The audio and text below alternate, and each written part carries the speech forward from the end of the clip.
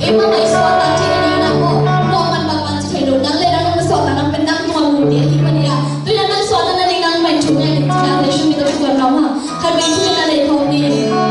Hallelujah. Tong pabasigan na tatay suwatan na humbay pao. Oh, tong panang tarmoy rohi. Himuna tong panang maandan penila. Nang mahoy natin ang gusto nila tong pao. Nang magkasiyang chawin na tong pasose. Oh, tulong simdaw kong sakila. Kakamit daw kong sakila pao. Nang maswatan na nila tong pabasino. Nang magkaya nga, nang tuloy na sakit ang kinain ng sakila tong pa. Oh, nang may paghulang yan din sa tradisyon. Gusto ko chumay na ikaw. Amen.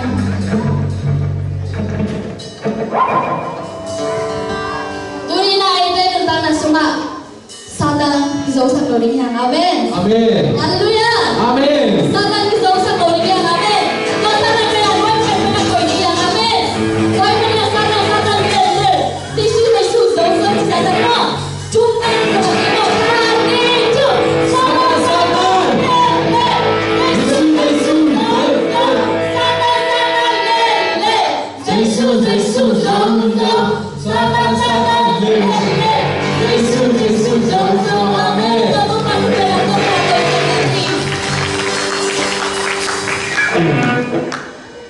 Saban bonulin tayo tayo, amen.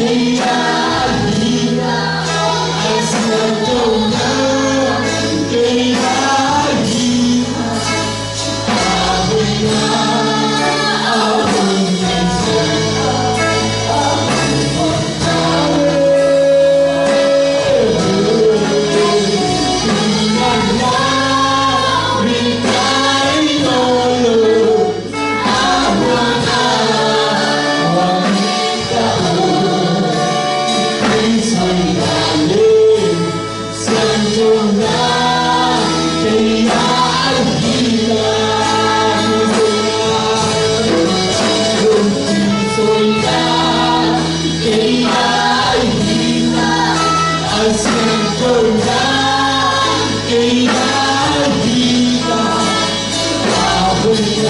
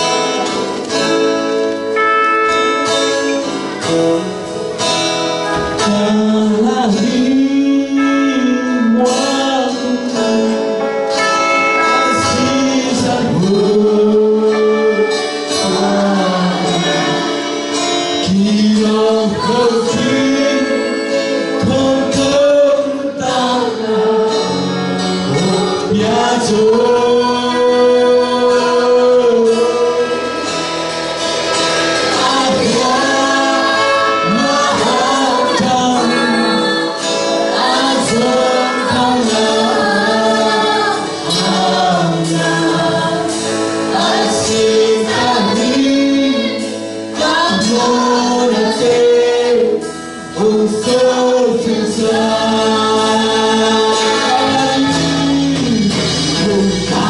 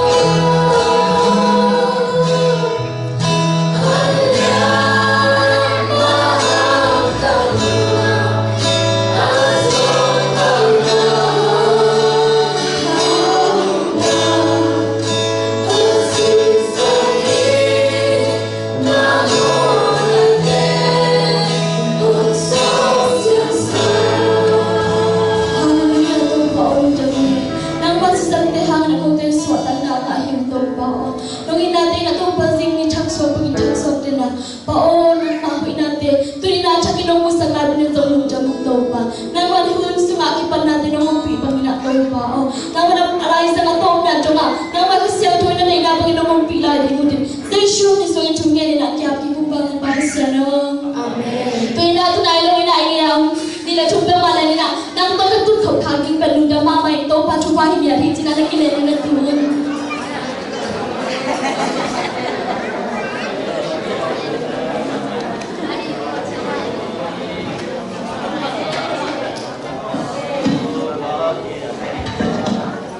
amasana hiwana ki tung di thena ri na tu ni ai kham no te ma kai na to ki ke la hi kham no ni pi tu ni upate na pyak na to ke hong ding the ka hi ki bangina se ta nong pia lo te ma tu nga zo lum dam na ko masahi panale bek bek na ma mesaya goi to na amasana to pa hoi na pula ni mate ete ri na to pa hoi na hi bangina kham no ni pi ni te to pa thong chang sa ka hi mana asam thei na pia khang no to pa to pia na khang no te tu nga to pa hoi nya ri ame amasana to pa hoi hi ke tu nga chi ja ja de ni i khut te sang lam jing hi khut lam le lam no te tu nga to pa long pia chu pha ki lam dan de hi ongai lo te tu nga to pa long pia chu pha ki lam dan de hi to hi mane na yo te sang khai na khut te lam to na to pa hoi hi ke tu nga chung ve chi ja ja ni kha ni chum to pa hoi hi ke tu nga amen to pa hoi hi ke tu nga amen to pa hoi hi ke tu nga amen to hoi to pa na ni na to pa hoi hi ka bang ko sunga kha ni chum to pa hoi hi ka bang ko sunga amen to pa hoi hi ka bang ko sunga amen to pa hoi hi ka bang ko sunga amen ana chuna bang jari nam chile to pa hoi hi apor pi sunga kha ni chum to pa hoi hi apor pi sunga amen to pa hoi hi apor pi sunga amen to pa hoi hi apor pi sunga amen kana to na pela amai che ben ben ya bang jing yam chile to pa hoi hi kham no te a jing in amen kha ni chum to pa hoi hi kham no te a jing in amen to pa hoi hi kham no te a jing in amen to pa hoi hi kham no te a jing in amen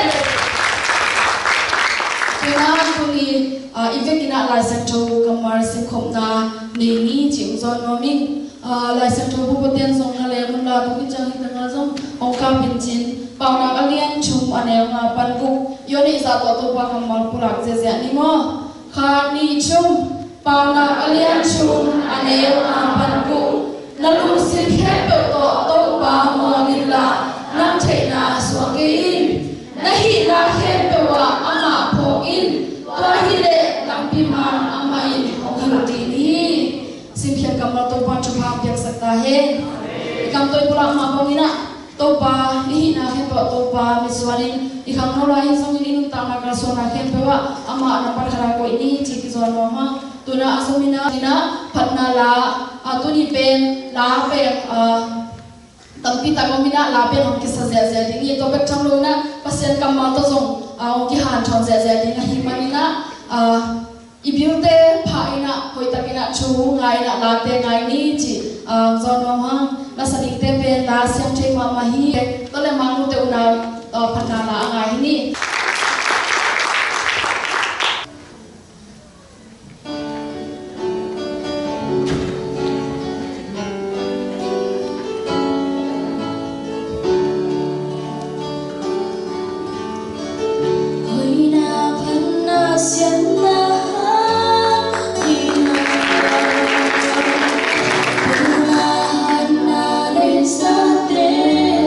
Hang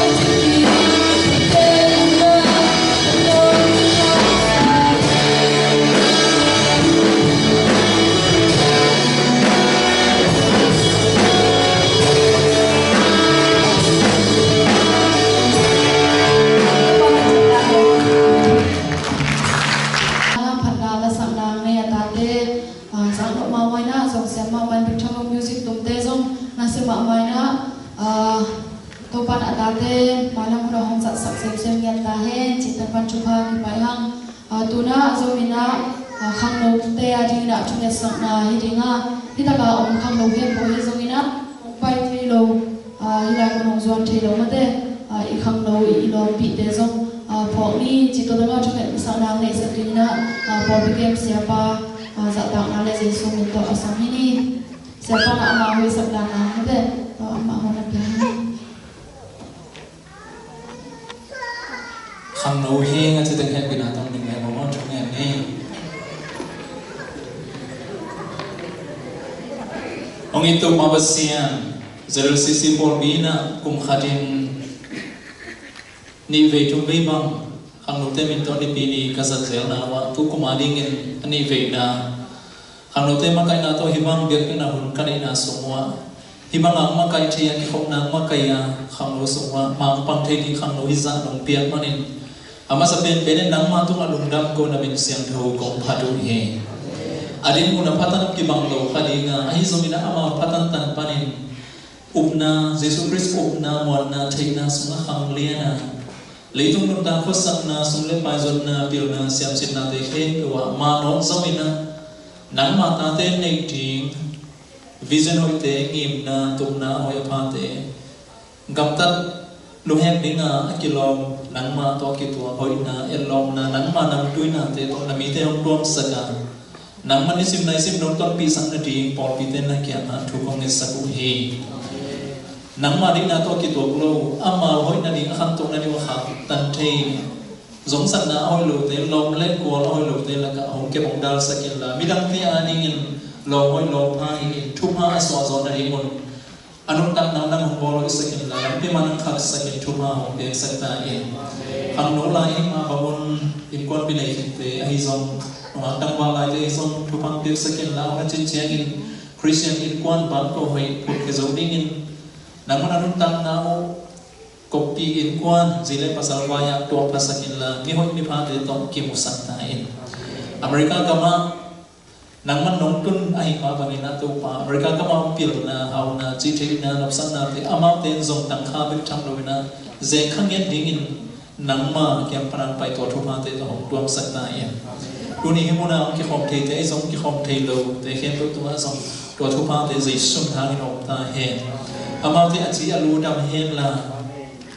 nom sai na set na khem to ma zangin mai tai the ya alu nomin nesim nai simin apot khang atwa khang teu tum thonin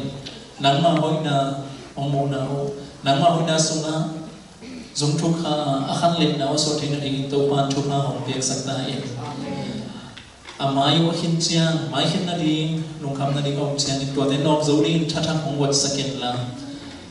tai tam pin na hong ton pi san nang ma ton pi na hangina to pa anun ta akwal sin na wa sau pi ta tung zo ba mui bun khang no te so thina diu nu mai pasal neu len thu ma tiek sak kim ta e atat hek zia di ni sim nai sim nang man lam la ka so len za len ching ke men nang ma om pi na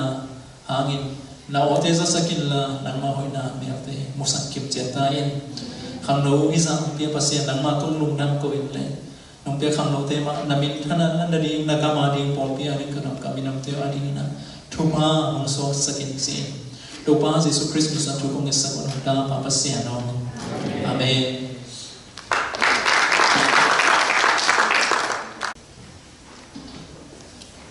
hallelujah tuni hiche bangin no mon phang nga sakya to pa to la ngam ko masahang he bangin hunni nga kho sia kom ka la atate ni ma sam kai kho le ya ma mini phat thei ma ma ang tang ya thang to chang in hi bangin hun ka nga thei na ri mon khang lo ten ong bai hom sak sia pa le upateng tunga na pi ka ong damon hun hi bangin ong pe zen zen ke leo chin ko hi ten kho nga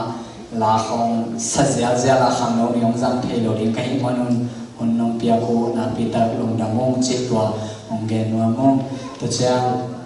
tu ni harmoni in hun han thon nang pe ding sia thang leng a hi zong to chang te si pan na ong nei ding sia pa pumuan sia muan doctor muan to tu nga zong na pi ta long da mong to chang pan mo nong nei lasin na akipan music kong tum sak te lang sang ngak te okhum taka pasien minong phat ata ting tunga jong nak pi tak lungdam hang to pa ina ma mina phat jo sem in thu phang pe ta he to chang ina lungdam na den na an tu ni pe an chi pha nek le do nong ba di hiu nge an chi kha se nek le do na lim ma mang ba di ngin na tua nek le do na lim ma mang ba hom sak tang ma mung le dia ma muan tunga jong nak pi tak lungdam hang ama wi thu siam dan akine di ngahi manin ama tunga jong nak pi tak lungdam hang chi tua jong pulang lambe ing to chang adan tampi te phok ka ko tampi jong am khadiam to chang in u lian pi le pau khat tu tung ngon thei lo hi te idram tum bang chit tam ching ai su chang in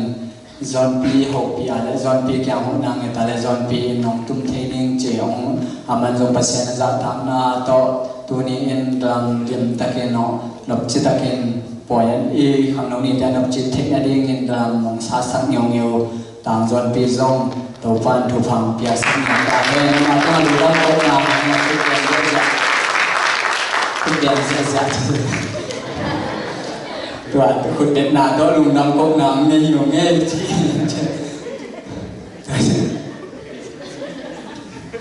tua lo kien ding kilom tampi lung dam ko kong gen khak lo ka pho khak lo te zong aneo pan mun aki hel kha aneo pan mun neo pen panal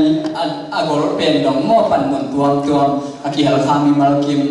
amini pho khak lo hi ta iki hel na wang kima to pa ni ki hel na wang in ama thu pha to ama gam le le aki hel zo sem din thu phang pe ta he phok ke phok pa khin te hi za te hin te dang belap ting kilomam le makai dang te nung belap te lung dam tu sak sang ni sa un sa to lungdam nai ko hi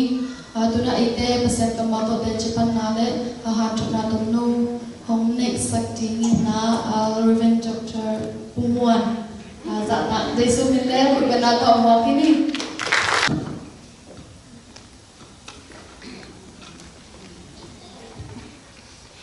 tàu pa ho hi amen kalung dam ma ma e achuno di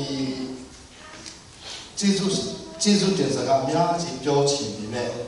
chuno tat de sa ga limited phit de atwe na le pi ba lu akhu di lu ha myo ya wa pyo de se wei ma ba won khwet pi di ta ma ka be khu lu ha myo sa ga pyo khwet pi de jesu tin ba le kong le kong yu ba leအခုကျွန်တော် USA လာတာကတစ်ခေါက်ရောက်ဖြစ်ပါတယ်ပထမခေါက်ကအာလကန်တာရောက်ဖြစ်ပါတယ်ဒါပေမဲ့လီးညပဲကျွန်တော်ဒီမှာကြာခဲ့တယ်အခုချိန်လည်းလီးညပဲကြာခဲ့တယ်အခုလိုဟာမျိုးဆရာထံပြီးဆရာထံလျက်လို့ဒီမှာပါစတာလို့ဒါကလည်းကျွန်တော်ကျေးဇူးတော်ပဲလို့မတမ်းမဝန်တာပါတယ်ပြီးတော့အခုပထမခေါက်လာမဲ့ဆက်ဆက်မှာကျွန်တော်ဘုရားခင်စီမှာဆုတောင်းတယ်တရားဟောတဲ့နေရာလေးကျွန်တော်ရမှာဖြစ်တယ်ဘာတွေဟောမယ်ဆိုရအောင်ကျွန်တော်ဘုရားခင်စီမှာဆုတောင်းပြီးတော့တရားဟောမဲ့အချက်ကိုဆုတောင်းတဲ့အခါမှာဘုရားခင်ကကျွန်တော်စိတ်ထဲမှာကျမ်းစာမှာ refusee ခမရဟောတဲ့တရားတွေကိုနားထောင်မဲ့လူတွေကတော့ခမရအဖြစ် refusee ဖြစ်နေကျမ်းစာမှာ refusee ဖြစ်ဖို့တဲ့သူတွေရဲ့အကြောင်းကိုရှာပါလားဆိုတဲ့အတိုင်းကျွန်တော်ကြားတယ်ဒါနဲ့လိုက်ရှာတော့ကျမ်းစာမှာ refusee ဖြစ်ဖို့တဲ့ပုဂ္ဂိုလ်ကြီးတို့တွေ့တဲ့ဟာကဘယ်သူလဲဆိုလို့ရှိရင် Moses ဖြစ်တယ် Moses ကသူ့ရဲ့တားနာမည်မှာGershom ဆိုပြီးတော့နာမည်တယ် Gershom ဆိုရဲ့အဓိပ္ပာယ်ကတော့ကျွန်တော်ဒီကျမ်းစာမှာကျွန်တော်အကူကြီးတယ်တွာနူအင်တပါခတ်နေယာအမအင်အမင် Gershom ဖို့ဟီဘန်ဟန်ယန်ချီလေအမအင်ကမ်ဒငါပင်တာကဟီဟီအချီဟီ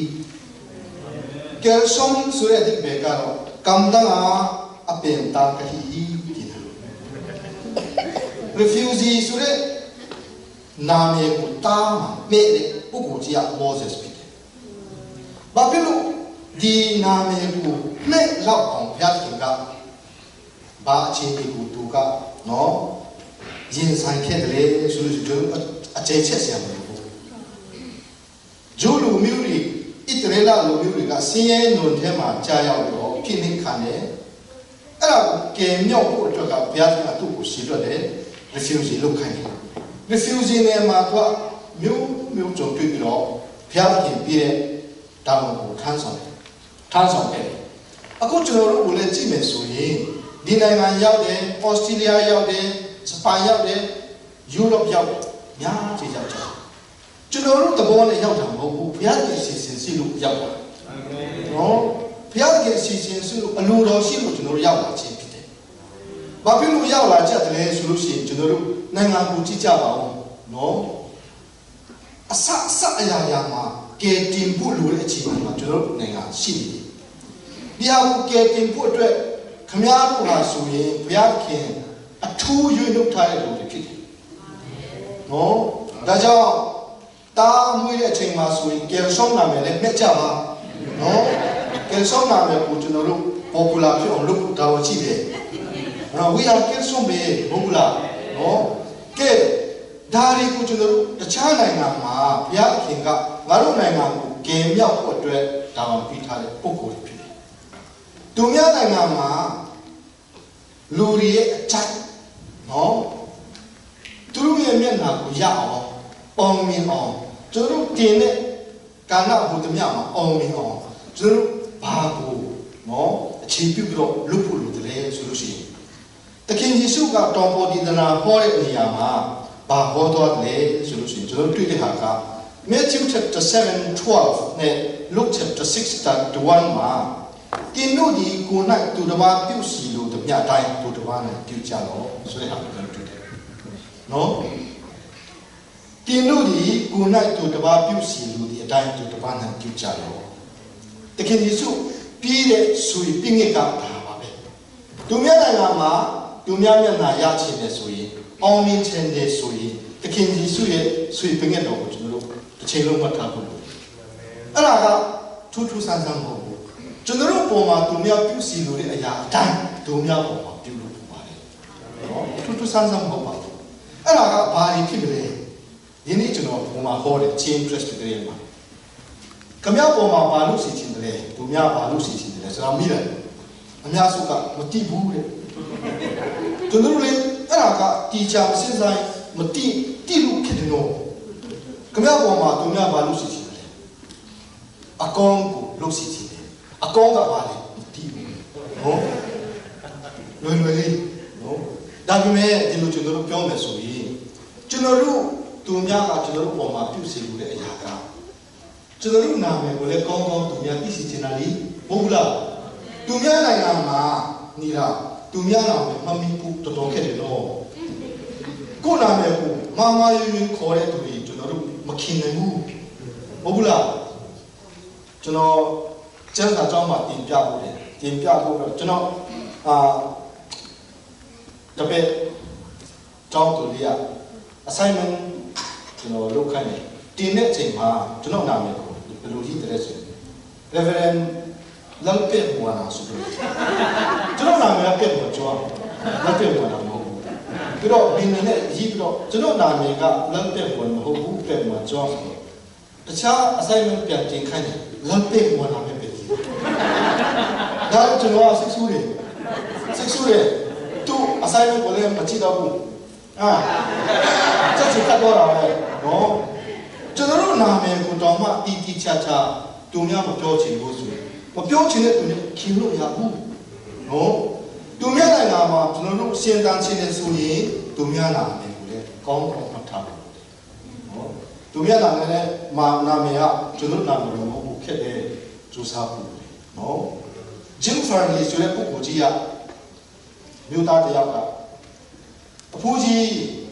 ခင်ဗျာလူတောင်းနာမယ်လွတ်တက်တယ်လွတ်ရတယ်ဆိုပြီးတော့သူများပြောတဲ့အခါကျတော့ဂျင်းဖာရီကပြောတယ်ကဲတာလီနည်းနည်းမားလေကျွန်တော်တောင်းမဟုတ်ဘူးငါတောင်းပါ တော့သူများလာအလွတ်လာသူများလာခေါ်တယ်အခုကျွန်တော်တို့သူများနိုင်ငံမှာကြောင်းတက်တဲ့နေရာမှာသူများလာမျိုးဘယ်လောက်ထိခေါ်နိုင်တယ်လဲကျွန်တော်ဆရာမကိုဘယ်လောက်ထိခေါ်နိုင်တယ်လဲအဲ့ဒါမျိုးကျွန်တော်တို့ကိုယ့်ကိုမှတ်ထားပြီးတော့ကိုယ်မှာဖြစ်တဲ့အကောင့်တစ်ချက်လေးကိုသူများကမြင်ရင်ကျွန်တော်ဝမ်းသာတယ်မဟုတ်လားသူများလုပ်တဲ့ဟာဒီအကောင့်လေးတွေကိုကျွန်တော်တို့မြင်တတ်တယ်ဆိုရင်သူများအချက်ခံတယ်သူများနဲ့ရှင်းပြီးတယ်ဒီလိုမဟုတ်ပဲနဲ့ line တွေကနေကိုရှင်းပြီးဒီလိုကြည့်ပြီးတော့ဝမ်းသာပြန်ဆိုတော့ကျွန်တော်တစ်ချိန်တိုင်းဒီလိုလုပ်ရင်အောင်မြင်မှာမဟုတ်ဘူးသူများကြိုက်မှာလို့ပြီးတော့ကျေးဇူးတင်စကားကျွန်တော်တို့ကြားချင်တဲ့အချိန်လုံးသူနေ့၎င်းပဲသူများအပေါ်မှာကျေးဇူးတင်စကားကျွန်တော်ပြောတော်တော်လေးရည်ကြည်တယ်နော်thank you excuse me အဲ့ဒါလေးကျွန်တော်တို့ခဏကြားတဲ့အတိုင်းသူများပြောဖို့ကျွန်တော်တို့ဆရာမတို့ကိုရီးယားမှာဒီမှာတွားတင်တယ်သူ professor ကတော်တော်လေးစီကံချက်ပြီးတော့သူစိတ်ပြတ်တယ်ကျွန်တော်ဆီမှာ Facebook နဲ့ message လာပို့တယ်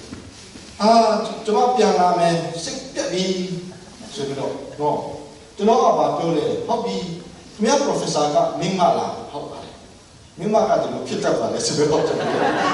စားရနော်မဟုတ်ပါဘူးနော်ကဲဒါဆိုရင်ဒီလိုလုပ်ပါဒီလိုအကြံပေးမယ်ဆိုတော့ခင်ဗျာ professor ကိုမြောက်ဖူးသလားဆိုတော့ကျွန်တော်မြင်တယ်မမြောက်ဘူးအဲ့လိုလုပ်ချင်ဘူးဒီလောက်ဆိုးတယ်ဆိုတော့မဟုတ်ပါဘူးမြောက်ပါဘယ်လိုမြောက်ပါလဲအိုးဆရာမကိုရီးယားမင်းမဖြစ်တယ် professor အရှင်းရောက်တယ်ရုပ်လည်းချောတယ်ငါတော်နဲ့ကိုသဘောကျတယ်ဆိုတော့ပြောကြည့်ပါဦးလားဆိုတော့ကျွန်တော်ပြောတဲ့အချိန်မှာသူကဒီလိုလုပ်ကြည့်တော့အဆင်ပြေသွားတယ်နော်အခုကျွန်တော်တို့ line နေတာတွေနည်းနည်းရှိုးတယ်ဆိုရင် line နေတာခင်ဗျားလေးအောက်မှာကျွန်တော်လုပ်တာတော်တော်လေးဝမ်းသာတယ်တော်တော်လေးပြောတယ်ပြောကြည့်ပါပြန်လာပြောသွားတယ်အဲ့ဒါလေးကိုကျွန်တော်တို့ပုံမှာသူများလုပ်စီခြင်းတဲ့အရာသူများပုံမှာလုပ်ဖို့လုပ်တာနော်မဟုတ်လားကဲဒီမှာဘုရားခင်ကပို့ထားတဲ့နော်အထူးလူတွေဖြစ်တယ်မြန်မာနိုင်ငံကိုကယ်ထုတ်ဖို့အတွက်ပညာဘယ်ပညာမဆိုလို့အတဲ့အရာဒီမှာတင်ပြီးရှင်းနော်ကျွန်တော်နိုင်ငံကိုကြည့်ပါဦးဒီမှာသူတို့ opera ဆိုပြီးတော့နော် violin ကိုလည်းလှပပလေးတီးတော့နော် music မှာလည်းကျွန်တော်တို့မှာဒီလိုဟာမျိုးနားထောင်ဆရာလည်းကျွန်တော်တို့မှာမရှိဘူးချင်းလိုမျိုးကြားရဲမှာဆိုရင်နော် keyboard ကိုတုံချက်အဲ့ဒါလေးကျွန်တော်တို့ကြားတယ်နော်အဲ့ဒါလေးကိုလည်းတီချာတင်ဖို့လို့ပြီးတော့ဟင်းရပြုစုနော်ပြင်ဆင်နည်းအမျိုးမျိုးကိုလည်းကျွန်တော်တင်ဖို့လို့ဆရာဝန်လည်းချင်းလိုမျိုးတွေကြားထဲမှာဇောင်မီးတွေကြားထဲမှာတော်တော်နေတယ်ဒီမှာကောင်းတင်မှာနိုင်ငံတကာမှာအကောင်းဆုံးနိုင်ငံမှာဘုရားသခင်ကငါတို့ပူဆောင်တယ်ဒီငါတင်မှာအဲ့ဒါကိုနိုင်ငံကယ်ထုတ်ဖို့အတွက်ဘုရားသခင်နိုင်ငံတော်တည်ဆောက်ဖို့အတွက်ဘုရားသခင်အသုံးချခြင်းလို့ဒီကိုပို့လာတာဖြစ်တယ်အာမင်ကဲအဲ့ဒါကိုလုပ်ဆရာကြီးအများကြီးရှိတယ်အခုကျွန်တော်ဒီကိုလာတာက peace making program က Presbyterian တင်တော့USA ကကျွန်တော်ဖိတ်တယ် international peacemaker အနေနဲ့ကျွန်တော်ဖိတ်တယ် Florida သွားပြီး Pennsylvania သွားပြီးဒီဟာကလေးခုမြောက်ဒီနေ South Carolina သွားဦးမယ်ဘာကိုပြောခိုင်းတယ်ဆိုခင်ဗျားတို့နိုင်ငံမှာစင်ခေါ်မှုဘယ်လိုဟာမျိုးများလဲအဲ့ဒီစင်ခေါ်မှုကိုခင်ဗျားတို့ရဲ့ဘယ်လိုရင်ဆိုင်တယ်လဲဘယ်လိုတုံ့ပြန်တယ်လဲဆိုတဲ့ဟာတစ်ချိန်လုံးပြောခိုင်းဒီနေရာမှာကျွန်တော်ပြောတဲ့ဟာကဘာလဲဆိုလို့ရှိရင်ဟောနည်းနည်းကြာကြရင်လည်းတော့ပါခုနကပြပါ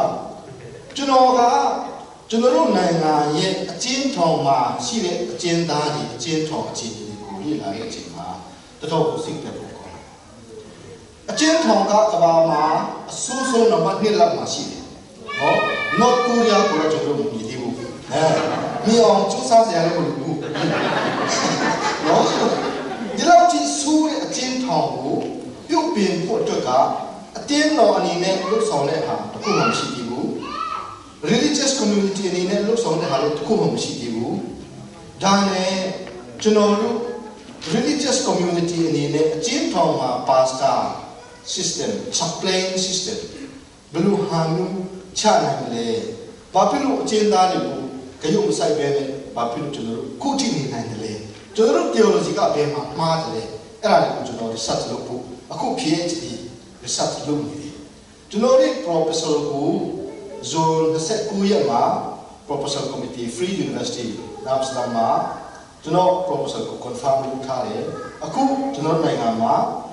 in စင်ထောင်ကိုလည်းဝင်ပြီးတော့ interview လုပ်ဖို့လုပ်တယ်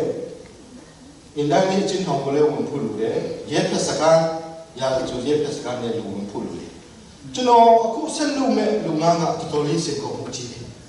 ကျွန်တော်တော်တော်လေးကြောက်တယ်နော်စွတ်တုံးချင်းအဖြစ်တရေရပြပါဘုံမြင်ပြပါကျွန်တော်တို့နိုင်ငံမှာပြုတ်ပြင်ဖို့အဆိုးအကောင်ဖြစ်ဖို့အတွက်လှုပ်ဆောင်မဲ့အရာကြီးရှိနိုင်ငံတကာအချင်းထောင်တွေကိုကြည့်မယ်ဆိုရင်အချင်းထောင်စနစ်ကောင်းလေးတွေသူရှိကြတယ်အဲ့ဒါကဘယ်ကနေထွက်ပေါ်လာတယ်ဆိုအတင်းတော်ကနေထွက်ပေါ်လာတာအတင်းသားတွေကဒါတွေကိုမဖြစ်နိုင်ဘူးဘုရားခင်လိုတော့မဟုတ်ဘူးဆိုတော့ဘုရားခင်လိုတော့အတိုင်းအချင်းသားတွေကိုဂရုစိုက်ဖို့သူတို့ကတွန်းအားပြီးတယ်အောင်ဝင်လာတယ်နယ်သာလန်မှာကျွန်တော်အချင်းထောင်တစ်ခုလေ့လာရေးသွားတယ်အချင်းသား400နဲ့15လောက်ရှိတယ်ဒီမှာပါစတာအပါ7ပါရှိ7ပါရှိနော်Roman Catholic က2ပါထားတယ် Protestant က3ပါထားတယ် Buddhist ကထားတယ် Hindu ကထားတယ် Jew ကထားတယ်နော် Humanist ဘုရားမြတ်တွေကလည်းပါစတာထားတယ်အဲ့တော့မှသူတို့ခရုဆိုင်တယ်ကျွန်တော်တို့နိုင်ငံလုံးမှာပါစတာတပါးမှမရှိဘူးနော်ဒါကြောင့်ဒါတွေကိုကျွန်တော်တို့ကလွတ်ဆောင်ဖို့အတွက်အများကြီးလိုအပ်တယ်ဒီလိုဟာမျိုးလွတ်ဆောင်ဖို့အတွက်ကဘုရားသခင်ကထိုးထွေအထူးလိုတွေကိုရွေးလို့ပြီးတော့ဒီကိုပို့ရခြင်းဖြစ်တယ်အဖြေရောက်လို့ငါသွားတာမှမပြောနဲ့နော်ခင်ဗျားတို့ဒီမှာလာတော့မဟုတ်ဘူးအစီအစဉ်ဘုရားသခင်အစီအစဉ်ရှိလို့လာတာဒါကြောင့်ဘုရားပြည့်တဲ့တောင်းကိုကြီးပွန်ထမ်းဆောင်ဖို့အတွက်အတူတကွလှုပ်ဆောင်ကြပါစို့လို့ဖိတ်ခေါ်ခြင်းပါလေကျေးဇူးတင်ပါတယ်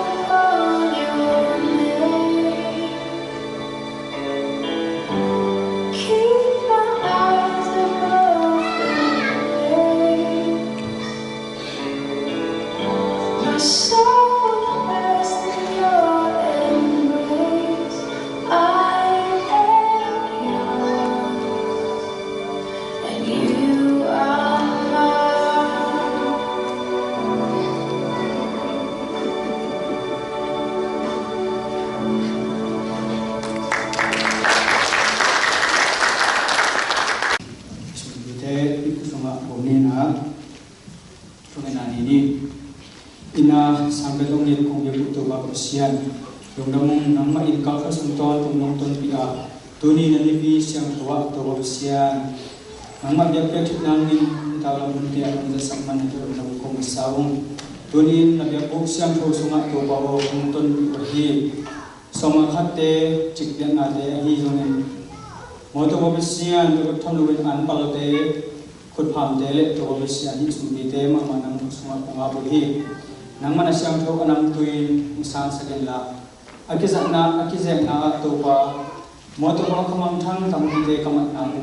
nang makyana amang to Persian to te to pa ko kung walking zo anaw to Persian hi sumna pa ta isa niya tain nang main to pa kung biin tuni na jong to Persian khangno ni na ngom pia kaki panawala jang lungnong ton pi mana to lungnong ko isum pite nang maputwa mo wa jong Jesu ni siyang to suami pongga to Persian no amen. Stop.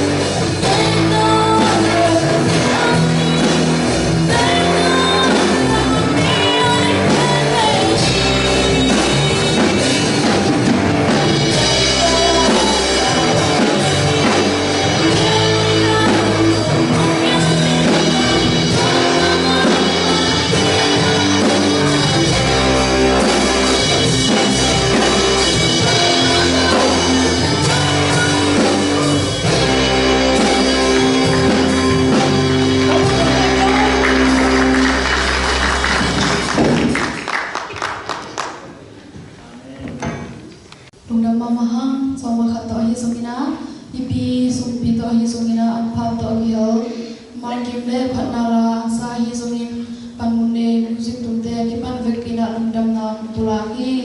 atuna ina lama mahi khanglo te ajing hi sona tuni hongi khomar ki ma jingina ete ajina chuhoi chuman phale pasien kamal to hong ete cha hong beri mate siapa beno hi manina ive pina jingto na ko benna to siapa among se ni ive pina to ni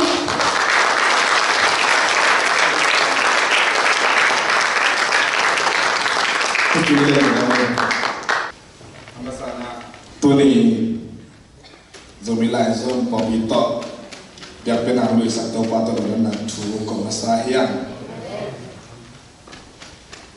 Tuni kata pite kena le siapa ni popikir siapa itu le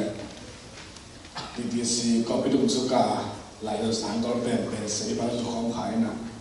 kalau musim sunga kian yo ben unpiri kengkang na penglam ina agak ben singkup esok tak jangan aman agak ben buka jadi media toilet tu masuk ke suam ke sana alian so tapi cing so ada kin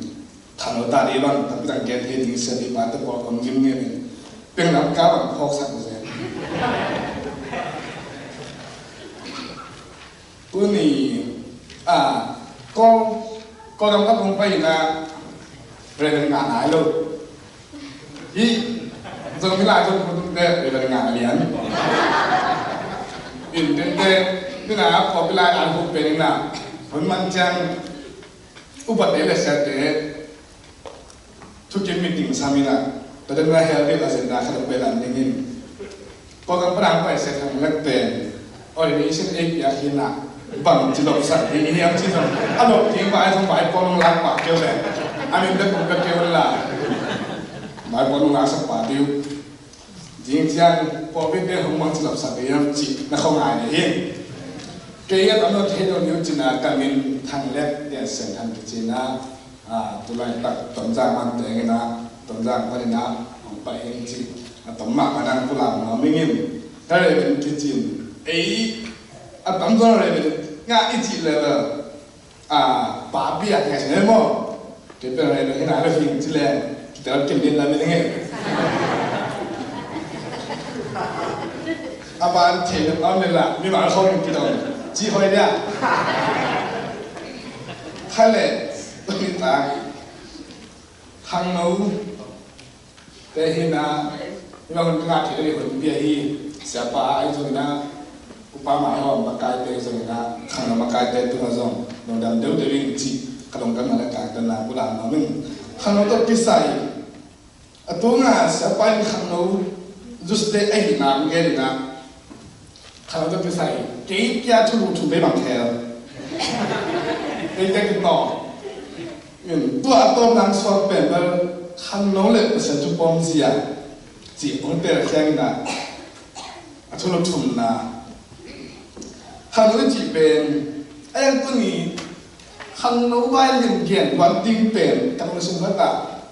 ý tưởng của tôi hiện tại chẳng là cái thả này kẻ ấy bầu hàng thì là số lượng cái đấy liền tình hình là cái hàng nấu gì nó là chú liền kiện nó lên biểu muốn nói là đều bay về những tiếng đi cái mà hiện không cũng thả đi trong sinh hoạt rồi mà bây giờ hàng nấu trong là ít thị cái gì là cái sinh tồn gì nào liền kiện xong rồi thì và hai em chỉ để cái thứ nhất là không thăng hạng đồ khó là vì mà mua đi thôi nó kiện sẽ không ngon lên chỉ là cha mẹ nuôi tới bỏ khoa này là thằng nó bị quay lại chỗ liền kiện xong rồi thì thằng nó mới chỉ tấm mạng này là chụp bắt ngà đây là khi thằng nó cái ít chỉ là chỉ thằng cái nó mộtตัวtấm mình cái bằng nó nên cái hệ hồn cái thỏi hồn cái sinh hồn cái sản thể hồn tôi khi cái ít chỉ hồi hồn hạ hồn akile abil akike hồn akitam ngoan hồn akile bil chỉ đặt cái gan có cái là bằng cái việc tham gia đến cái gì ngoan mà nó chỉ là hình em nộp tận là hồn nua khả hồn người khả hồn gì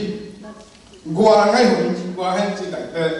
lòng tạm biệt đặt cái chuyện mà chỉ làm mà qua em hôm qua đêm hôm em ngày ta chúc cái sắc hôm như na tụi na nay thì hôm hoàng thế rồi không thế rồi tắt thế rồi cái tên khá là cái sai mà sang gen nó mình tu ni ta cả ít chút lúc về hàng nấu lẹ và sẽ chụp bom giật chỉ là hàng nấu muốn để mà hàng thắt chỉ rồi tạm cho dân đi kalau sim sunga ikor kami tale em lại cả kami tale tu lại tại ý rồi mình tiêu sunga muốn bên bia bài bên ngày ngày sim muốn bên bia khác ông hoàng có bài bên tôi hiện tại mình làm bài chỉ nên là luôn yêu sim muốn bên rồi nã qua mà mày Việt Nam movement of Omina, I am this Vietnam movement pen limpian lo ibe. Niam ko ibe. Igam kihya na hanga agam baile mina bai pen tu pi sak de kihya da thi hangin. Vietnam movement pi khat ana lo isun tok beka. This Vietnam movement de sunga hang thak de hang 100% tu pom zia chi ri nga. 1% tu pom zia lui ipui pa ha le tôi lại tất cả ít bom gì à lần mai mà biến thế thì thu của khách yêu một xã cho cái mà mình tại khi đặc tệ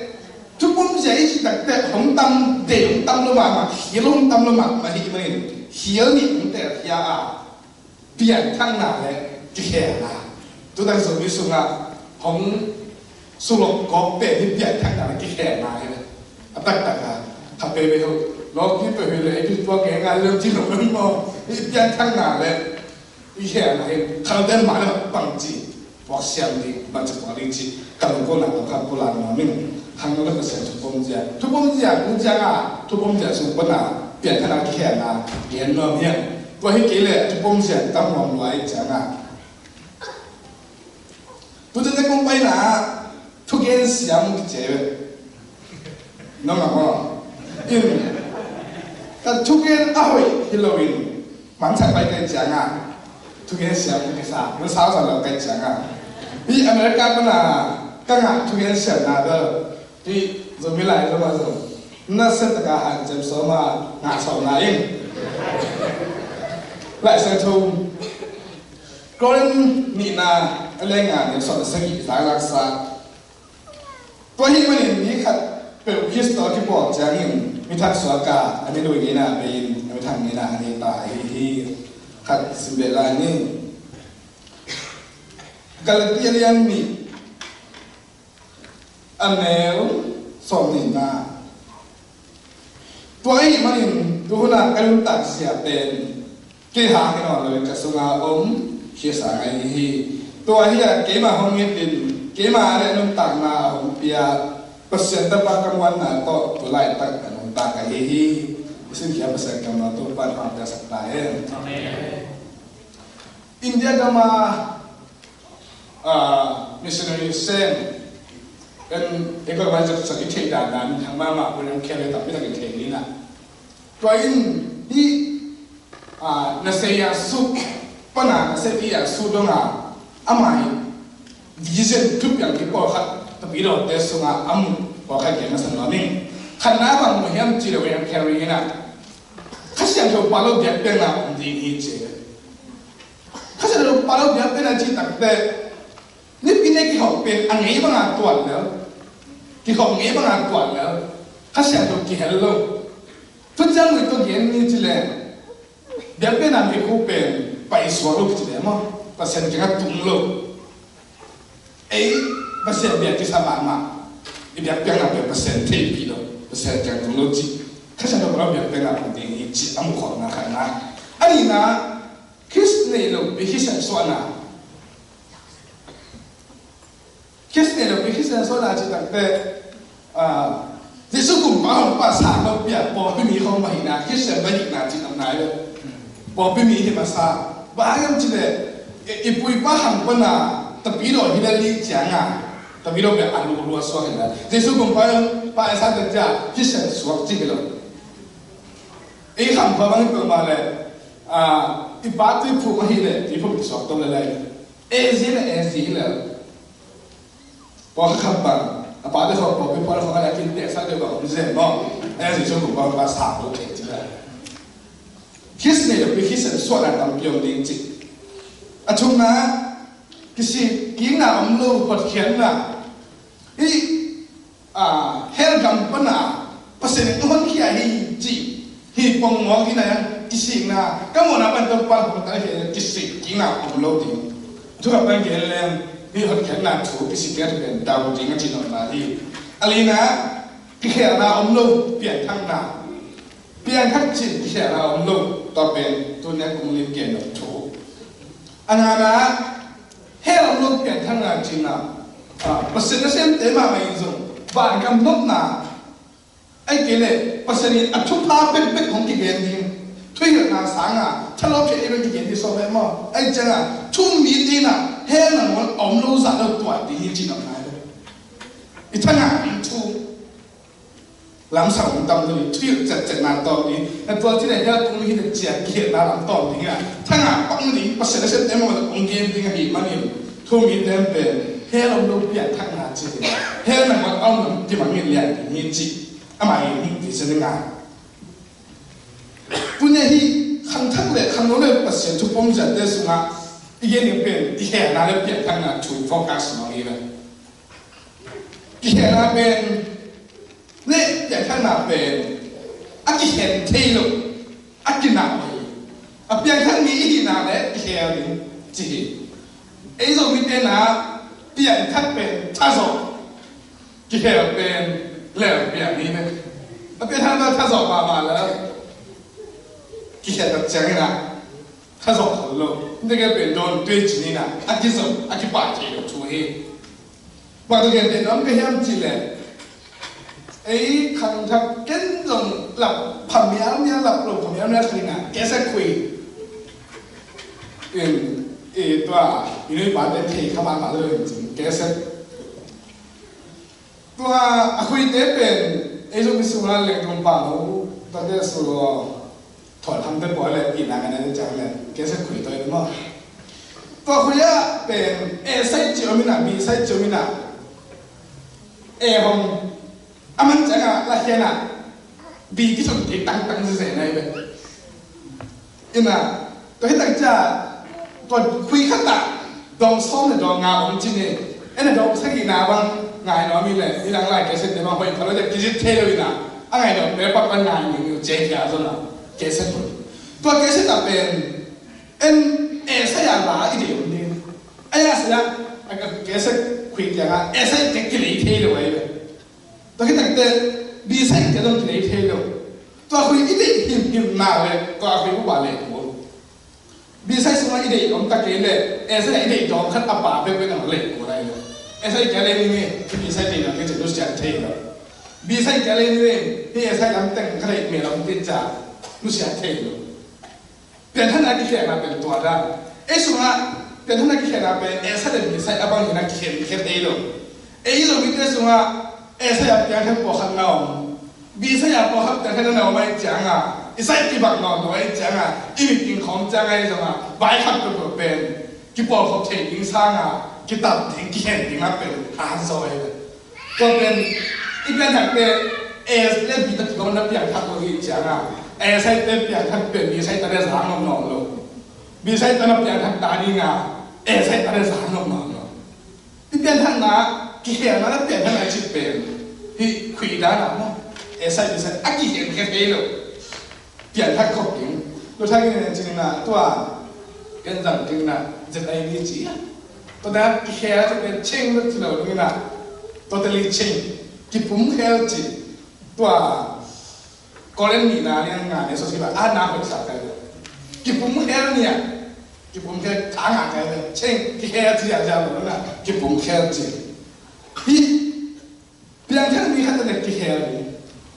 จีเป็นที่เกี่ยวกับคุยได้นะอากิสมเด็กตัวกลางเฮลตัวนั้นเราจู่ๆของปนาลาของที่เด็กประมาณตอนเราเทแบบว่านี่ดังนั้นเป็นตัวนั้นเฮลเกี่ยวกับเป็นเด็กตะกี้เรื่องดองขั้นยังไงแบบเป็น ใส่แกเล็กถึงจีนรู้วิใส่แกเล็กถึงจีนรู้ตัวนั้นไม่นะเปลี่ยนทั้งนาตะกี้เราเต้นอะไรนี่เปลี่ยนทั้งนาแค่นาเป็นไม่ใช่รุ่นต่างนาแค่แค่เท่ไอ้เราถึงจีมาสับตัวละมิ่งแต่ที่แต่อีไว้เปลี่ยนจีเรียนที่แค่ไม่ส่งมาใส่เงี้ยเลยเนี่ยส่งน้ำแค่นาเนี่ยปลดแค่นาอินตัวเบลdalam gentena kan genong ke saja sunam kihana pulang kihana bidong pen esai bisai mahina anya sumung kiharing pulang kiharing ini sumbe kan anak piang kak namina apola anak piang kak mana on koi ini sunam piang kak lu ke cik tua gentena kan genela gentena ai wang pai ni na good to week is what today. To good to week ben, ane tu atau good city ngai dah. Ayah na good to week ben, kihong saya kau loi jangan asai deh na. To alai lah kena ada ni na.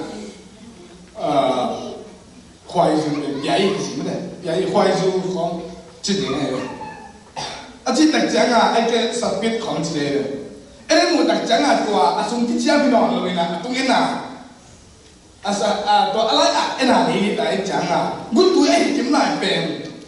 khoi lu tek chang ai khoi le le ni chang ai ai en don i don tak te asunga tu ki khel loi changa to good to i don pe isi be ko le ngai da to le ma ta i don te sunga dong asung to ki khel hello atung lam ki khel jau jau ko ha ta mai lo to ai changa to nu to pa pen ba asung tong ki khel loi changa asih bebe ring mak banga hel lang kong imano bebe ko le atung ba ki hele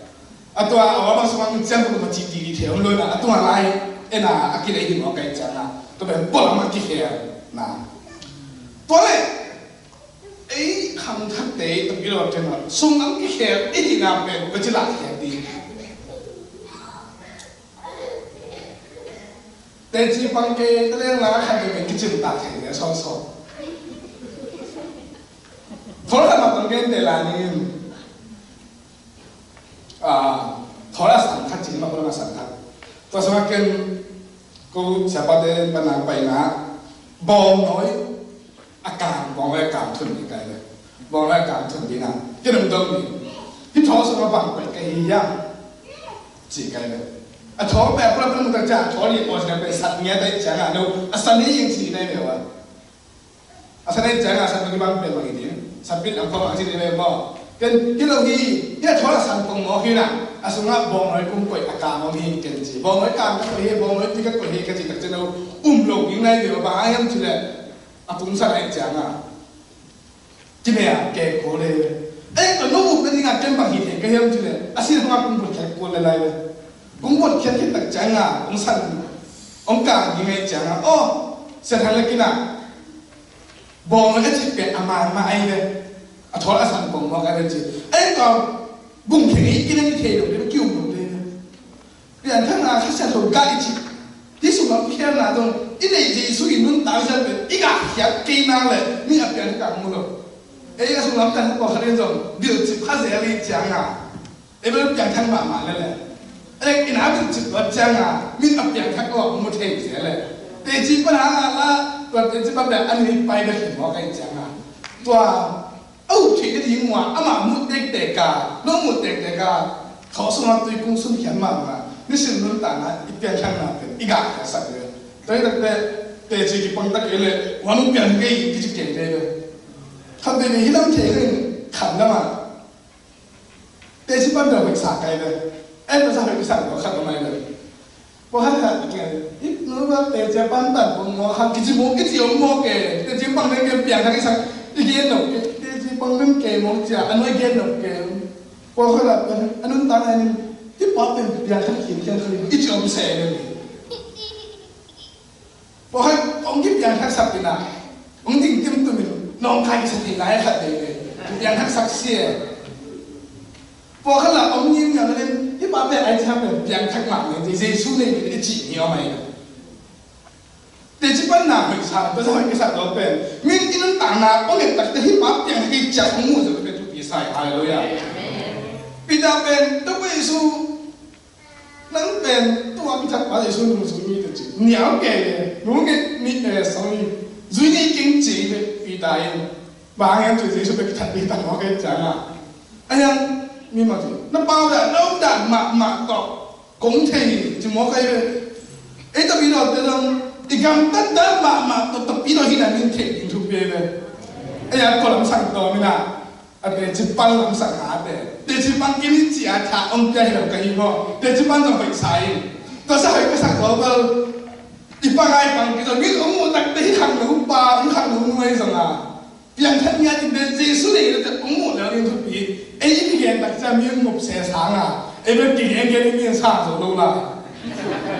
ก็แสดงทุกแบบมีตั้งใจแบบแกนี่มีองศาสุดเขารู้ละตัวเป็นที่เห็นแต่เราแล้วนี่มีองค์ตักเตะเพียงแค่จับองค์จับที่เป็นทุกปีใส่ฮาเลลูยานี่ส่วนเราพวกเราที่แค่นับเป็นอะพวกเราที่แค่นับตักเก่งบ้างตุนเลย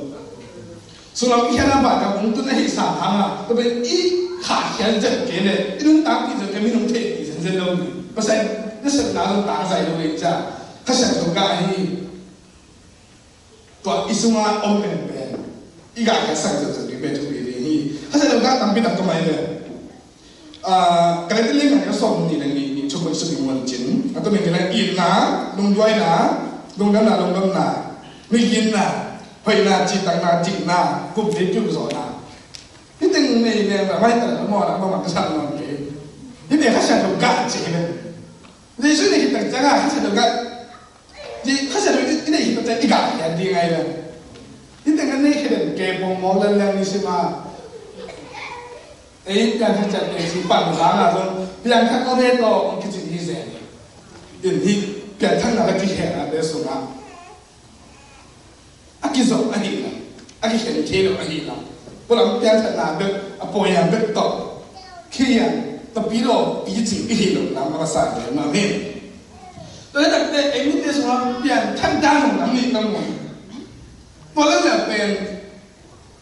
อัพเปลี่ยนทั้งนี้อะไรที่เสร็จตัวเล็กเป็นทั้งเนี่ยทั้งเนี่ยลงเอาอย่างทักตัวน้ำเดียวดีไหมมันต้องเลยพอเขาได้เป็นทั้งนี้ถึงได้หรือว่าตัวเสียไปตัวมันกูเสียบ่ละพอเขาเป็นเอามันต้องเทถึงเลยนี่ตักตัวหาที่พอแล้วก็เป็นถึงได้บ่ที่สุดผมบอกสายแค่ใช้คนเราเองจ้ะนั่นเป็นทั้งเอามันต่ออันนี้ต่อเป็นปีเรียกเย็นที่เสร็จอมดีนี่เลยสมัครไอ้ยังพอเขาเร็วอีเย็นตัวนี้จียันอาทิตย์เดียวผมจริงๆเนี่ยผมครับแล้วเปลี่ยนทั้งมีหลายอาร์ตจริงๆเลยตรงข้าจะเปลี่ยนอาร์ตที่ยันลงถึงนี้เลยไอ้ยังเปลี่ยนทั้งกิจสมามาแล้วเลยไอ้ยังนะตัวนี้ที่ผมว่าก็เปลี่ยนทั้งการช่วยเลี้ยงจนว่าเจ้าอีกเย็นเทยังลงไอ้ยังเปลี่ยนทั้งนั้นมาไอ้ที่เรามีเรื่องว่าน้ำนี่เกี่ยวไหมอาทิตย์ที่เสร็จเลยเปลี่ยนทั้งเทยังเลยตัวเป็นกี่คอนฟัมนะปอเป็นเซรุสเลมเป็นอะไรมาสกาแต่อิสราเอลแต่ส่งมาของอากาศละตอนเจสุทุกที่จะช่วยเดียบอสที่นั่นเองเท่ากันสายตาขายแล้วแต่ข้าศึกทุกการพินาศลำเปียงทางไกลอันนี้ผมก็ได้เปียงทางไกลแล้วตัวลำเปียงทางไกลพอเล่นเป็นอัพยันทั้งน้ำมันเขียนเทดีนะข้าศึกเอกามน้ำมันว่าตอนนี้แต่คุณต้องเขียนเทดีไงเนี่ยพอเล่นไอ้ยังตีหมอเดียร์เร็วเป็นอัพยันก็เสียงชุสุงะพอยตัดปั่นตัดอะไรมันนี่อัพยันทั้งนี้อจิดีงงเลยตีหมอเดียร์บางอย่างจีเนี่ยอันนี้ตัวกี่ปังตัวไหนบ้างเลยสันนิษฐานจีเดียร์มั้งเปอร์เซ็นต์ทุกหันคงคายมันเนี่ยเปลี่ยนนักตัวปะที่กับเปลี่ยนท่านนี้จีตีหมอเดียร์ again ยงลงโอ้ขัดอีกเดือนนะพอเลยเป็น again ยิ่งอ่ะน้องสิ่งใดเลยไอ้ยังอันนี้มันยังทั้งตัวกุกไอ้ไม่นะเปอร์เซ็นต์นะอันนี้มันสับจิตสั่งได้เลยไอ้มันมีคำเดียวเปลี่ยนท่านนี้ของเอจิปังเทศเกลือมีอย่างท่านนั้นเราขางเราจะมุ่งเข้าเพศจะได้จะมองตีหมดตีนั่นอันเปลี่ยนขัดจงเดียวอันนี้ตัวน่ะอปอปีมาไก่นาไว้นู้นเนี่ยป่าอินก็สุดที่มาไก่นาไว้ต่อเปลี่ยนขัดกาเ变ทั้งนี้ที่เสร็จกันโลกต้องมีเราบอกขัดจุ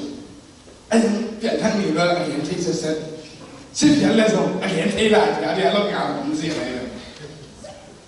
คือต้องเปลี่ยนทั้งใจหนังนี่ที่เปลี่ยนทั้งใจเลยส่งอ่ะ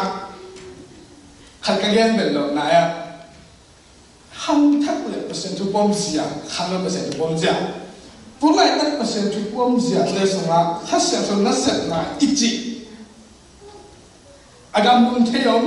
อาได้เที่ยวนี่เลยอีปมเสียกี่บาทเลยตอนทุกเป็นกลิ่นเกล็ดลงมาผู้ไล่ตั้งกินนะตั้งกินเราเตะส่งอ่ะอากาศมุนน้องเตะพอพี่ขัดเรียบกุปากไปเลยอาได้น้องเตะพอพี่ขัดเรียบกุปากปากแก่เลยเบี้ยก็ไหนเบี้ยก็ดิ้งไปหักซาแก่เลยตัวนี้ตั้งจ้าอาศัยในเทปเนี่ยไอ้อากาศมุนเทปเนี่ยนะตัวอาศัยในที่เราจะเป็นอเปียงทักตัวมุงเทียนอาได้มาเต้นตัวอาศัยในที่จะเป็นบาลีที่จะเป็นไปเฮียลิจำก่อยเลยกี่ปีมูนาขัดสมองอาศัยในที่เต้นหลังหอมพอละหาปมน้าเราเปียงทักน้าเราเรียนแล้วข้าเสียงโดนนาที่สามีถึงที่เรียนตัวเราเต้นล่ะอาศัยในเราอยู่บ่อยแต่ว่าไปเฮียตายบ่มูนาที่แบบอะไรแบบก็วิมสิบปีเปล่ามาขับบังก็วิมสิบปีก็สิ่งที่ผมเป็นนักสักคนเลยนะเสียบีเบอร์เกี่ยวกับคู่เซ็งบ่ตัวอีเนี่ยอะไรอ่ะการขัดคู่เซ็งบ่กินตักจังอ่ะนี่ปีนี้ตักจังอ่ะหาเลยสักกี่ปีจะสักไงเลยก็บอกปีนหาเลยตัวนั้นเป็นนักสักมาไม่นั้นก็จะเจียบอกก่อนมาได้เลยมันเป็นมินหาเลยจะตักจังคู่สักเก็บแกงคู่สักเก็บก็จะแก่ว่ามันบ้าเลยมันบ้าสามร้อยจังอ่ะล่านั่นใหญ่นั่นขนาดตัวหายเลือดจะกดเนี่ยว่าสามเลยนะคุณจะมองเป็นลงตัวหายเลือดเจ้าอันที่หนักจังอ่ะมันประมาณสามร้อยจังอ่ะกูสั่งเกี่ยวแกงกูสั่งเก๋เลยมันซึ่งอีเดียมันตัวเจ๋เลยกูสั่งเราอยู่แล้วมาอันนั้นต้องมองแบบว่าโมตัวอีห้องตักเตะตัวนั้นอีโมตัวเตะเป็นอีชั้นก็สอนดิ้งเลยสาบไปจากโรงเรียนไอ้ยันลูกตัวนี้น่ะตัวนู้นที่แบบจังอ่ะอันนี้บางสิ่งที่ต้องตายเลยมั้งตัวยังตัดแต่สบังเป็นเขียนจีเอ็นหอยยังถิ่นจะลอยไปแต่อันนี้บางสิ่งตัดแต่บ้าตายจะหันถิ่นจะคนลอยนะมันต้องบอกเต้นถิ่นยังไงเอ็นถิ่นจะลอยมีขนาดปัสเซียนอีปอมตัดแต่เยซูข้าศึกไอ้เกลือข้าศึกอีปอมตักเป็นภาษาของแค่จะเป็นมีกี่บางเลยบางอย่างเช่นอีเบรกโกงของกี่บางเลยส่วนเอ็นเด็กขันเลยส่วนเทโลอัตมังมาขับเป็นของแค่จะกี่บางทิ้งทูฮิโลภาษามิ่งแค่จะกี่บางข้าศึกอีปอมเสียกี่บางเลยภาษาที่ปอมเสียกี่บางตัวมาเลยตัวปอมเสียภาษาที่ปอมเสียตักทุกๆกันกี่บางเลยกี่บางกินยิ่งจีเซนเซนโลกี่บางโลเทตัวคำนั้นใส่เกลือเขาต้องเก่งไรสินะแกวันสิ่งเลยหาโจจนแกหาเราได้ปุ่มมองแกยังสิจะบางทีแค่นั้นเทหรือแค่ขันนำแกได้เลยภาษาปิ้งขัดของร้อนตักเตะมาถูมากำไรปมตักเตะบางทีแค่เรื่องกี่บางอย่างนี้แค่ใช่อินไอ้ทางตักเตะอีทุกปมดิ้งอ่ะตัวนั้นอีที่เหมือนเป็นเก็บภาษาเนี่ยผมต้องที่เห็นจีกี่ไงสุนเลยมีแต่ภาษาที่สอบมาเป็นกี่บ่อยเพียงตัวเองต้องเป็นไปสั่งอีไงสิเป็นเก็บภาษาที่สอบมาเลยภาษาเนี่ยที่เลยรวมเลยหารู้อย่างเนี้ยลามแล้วทั้งหมดเลยมีอะไรภาษาเสียแล้วดีภาษาเนี่ยที่อ่ะแล้วก็จะเป็นเทคนิคที่เราไอ้สิ่งที่เราจะทำกันแต่ที่หมดสารสารเราโอ้เสียแล้วนั่นอีที่หนักต้องภาษาแค่หนักกว่าเดิมเลยนะภาษามาถ้าสุดนั้นลงเจริญเพื่อแต่ปมสอนนี่อันยังมีภาษาที่สองน่าเป็นภาษาใส่นอนตัวอาศัยที่ที่ขัดอะไรเลยอาศัยที่เขาชอบโลกขัดที่พิจารณาไอ้แค่อาศัยที่อาศัยที่เราเห็นตัวเบี้ยเป็นอะไรเป็นหอมเทอะไรกินแค่นี้กินเราบ้าจะไอ้ที่ปมเสียอากิบังเราไปจีเทเชียงนี่อันยังไอ้ภาษาปมภาษาที่สองน่าเป็นทุกภาษาเดียว anh này cái mà khăn lồng là tu khăn là quá sầu đi cái mà tung cái hình chỉ ấy này tung cái hình đấy này còn khăn lồng là tu tập đấy bằng hàng các bên những chỉ lại chụp lại chụp na khăn lồng là phát triển được cái bồi là bằng hàng các bên em chỉ là sung bút để hàng các bên cái chế này sung bút để hàng các bên anh này cái khăn lồng là cái vấn đề again để hàng các bên ai cái qua hạ công đi để hàng các bên chế cái sung cái đấy sung bút để hàng phá hi chỉ dân dân này chỉ quay quay cái này bà hai em chỉ cái cảnh cái tại sao sung bút để hàng phá bênนี่ได้งานเลยว่าอากีสีสงนหลงไปสีสวปงตักเตะอารมณ์สิบเสียงเขาได้จังกิสีนตะเกียบเป็นเหตุของตาแต่ที่บ้านเนี่ยองเป็นนอนเกล้าเล่นเจ๊ส่งไม่ใช่ต่างไอ้เนี่ยกิสีเป็นห้องไม่ใช่กิสีแต่ละวุ่นนอนหลงเยซูในคิดตักแต่เสียงชงงงนี่ไงได้จังเป็นเหตุเลยก็จะตัวหาขันหลงนะฮะสมบูรณ์เข้มแบบทำพายสีกวยไปดีใช่ไหมเลยไอ้ก็ว่าสอบสิ่งคิดจะหาทางลบหาขั้นตอนนั้นไปนี่ผมตกนายมั้งมันที่เห็นสักเจ้าสอนแกนี่นะงาคนละวันกวางในห้องจะเป็นตัวในห้องเทนรอลงรอวันที่ในห้องเต็กเปล่าตัวที่ในห้องเทนเลยพอมีต่างมังแก่เอาไปนั่งต่างที่ต่างของจริงเอาเลยเกณฑ์ปักมากเอาเลยเกณฑ์นั้นเลยมีเส้นฟิลไฮเซตเป็นต่างที่ต่างประเทศจะฟิลต่างจะเสียเอาไปต่างที่ต่างผ่านนั้นตัวเองก็มาคิดว่าขับไปข้าเสียถูจงก็มาคิดว่าจงข้าเสียถูไว้เลยเองนี่นะตุ้งล้ำต่อตะกี้จงนะอามาหิดตัดเตะเพย์ล้ำตะกี้จงนะมาสักเลยคุณเก่งดีนะเสบิปะอามาจะสู้กับบ้าคนบ้าสางเลยที่ต้องจะสู้กับบ้าคนบ้าสางกับผู้ลูกที่มาให้ได้กันกับผู้ลูกที่มาเป็นก็จะกินตัดที่หนังชมเลยอุณาพันตาอีปากิบันตาจะสู้กับบ้าคนบ้าสางเอ้ยนี่ตุ้งล้ำน้ำก็เป็นเรื่องที่เพย์ล้ำตะกี้ที่ซิมเป็นนอนเอ้ยอะไรตุ้งล้ำหันเป็นกี่วันกับเด็กกันนะผมนักเรียนเราเก่งโน่สิอะไรเลยตุ้งล้ำหันเป็นเรื่องเพย์ล้ำของสังกัดลุงมือที่มาของทุกปีโน่เกจิยาวๆเพย์มองตายเลยอีโดนตุยหนักจิตชุดตุยหนักกี่วันไหนเสียงอ่ะตัวตุยหนักโดนขามีแค่แบบเป็นเพลำกิจสำนักมากูอะไรเนี่ยเอ็งก็ว่าขาขันหล่อไหนน่ะกุ้งลำกิจสำนักนั่นสิการมาตักจังอ่ะเพลำมากว่าขาตรงนี้แค่ตรงกี้สักเนี่ยแต่กิจสำนักเรามาสักนี่ได้ไงเกณฑ์ตัวซุ่มเลยมาแล้วกิจสำนักที่นั่นว่าน่ะอารมณ์ซิมนัวโลกูตัดซิมตัดจิตเด็กนัวโลวายทำหน้าจิตเอ็มนัวโลจ้ะกิจสำนักที่เราเพลเพลำกิจสำนักเรามาตาเอ้ยแต่ละตุ้งลำองค์นั้นเสียๆนะอภัยน้ำตักจ้างบ่อยเกมอ๋อไอ้ข้าขันนี้ยังจีนเพียเกมเลยเกมมุ่งนะเราก็ว่าคิดว่าข้าเป็นขันนี้ตอนเราข้าเสียงเท่าไหร่เลยไอ้ยังอ่ะสมสักอีกแต่แต่ข้าเสียงเราคิดว่าโตๆนะตัวคิดสมเยอะสมก็คิดว่าแบบองค์ยังจีนเลยตัวไอ้สมมีเต้นอ่ะข้าเสียงเป็นที่มาไก่สักหน่อยเลยเอ็นน่ะมาไก่ข้าเสียอะไรเงี้ยตัวตั้งใจกิส่งสลอยมั้งไงข้าเสียงเป็นเอ็มาไก่ยังไงเลยอามาไก่ยังไงเลยเอ็มกินไอ้สักปะน้องไง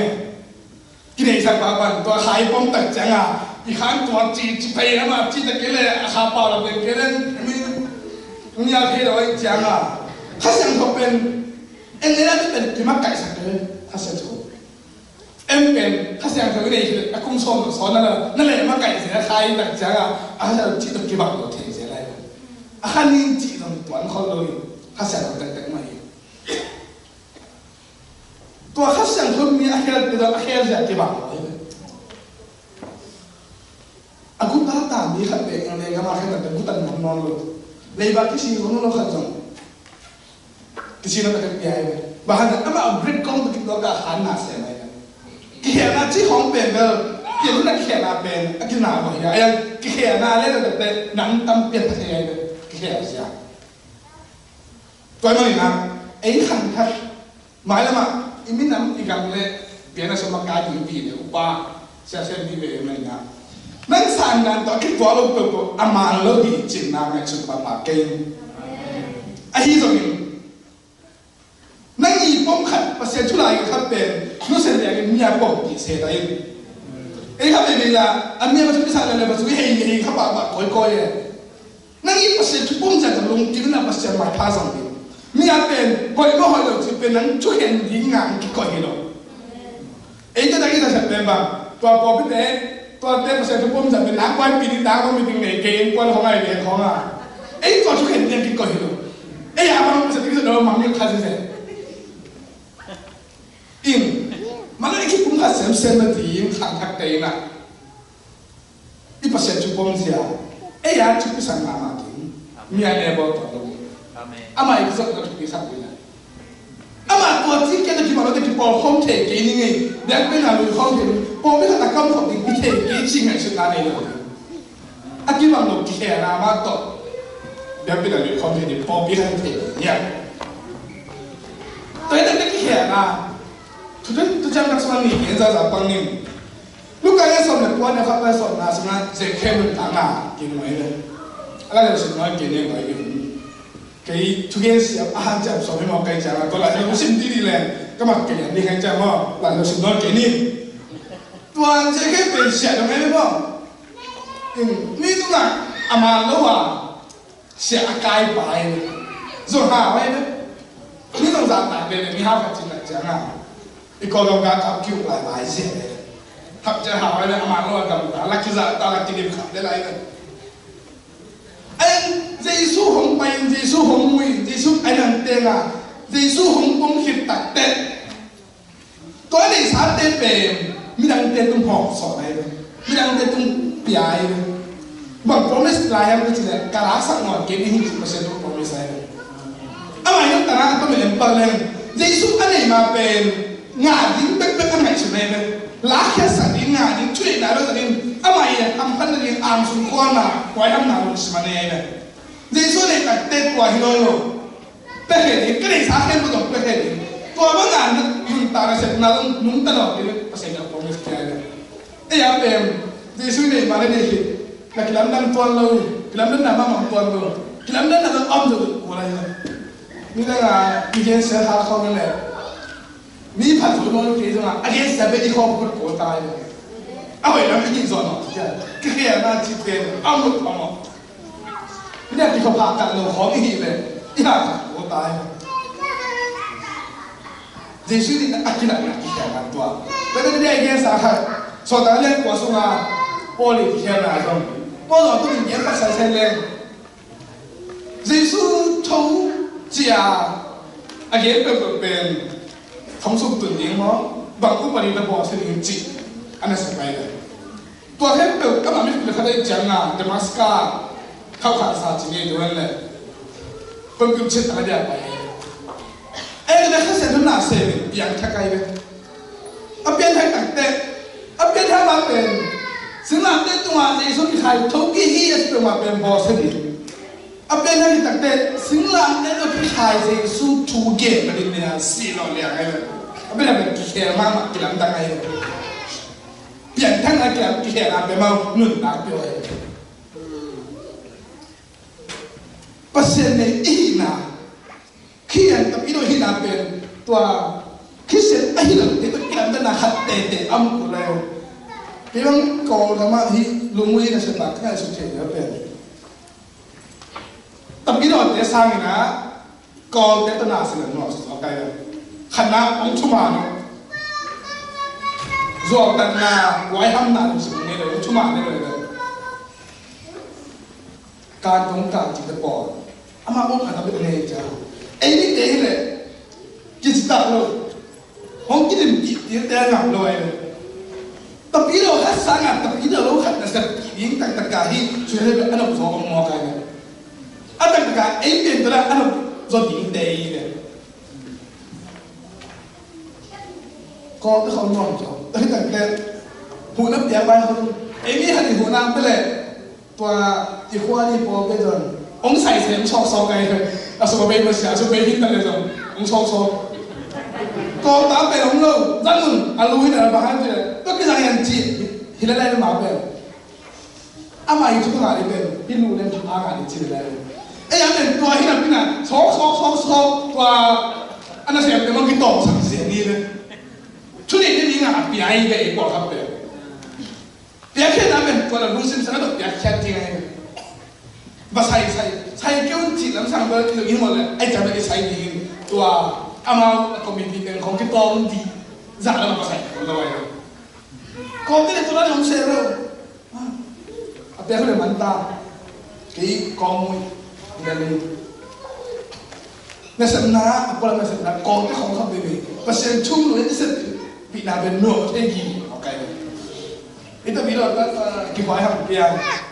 je sela ke ha pa ki phun ha tambi ta sine hi pen iki khe ani khana te ta iki khe to ni ti pian han na pian han na chang te hi lo ki khe na nun ta na to nun ta khop ti to hi tak te khat nge la pa ni na festival ni ni so ni na so pi ei zo mi te pe persen thui pom ma pu ha chu khu hun lai ton zai dia tua hun lai da mai na ama ok bigam chu khun triam log ki ne le persen thu akyu nai do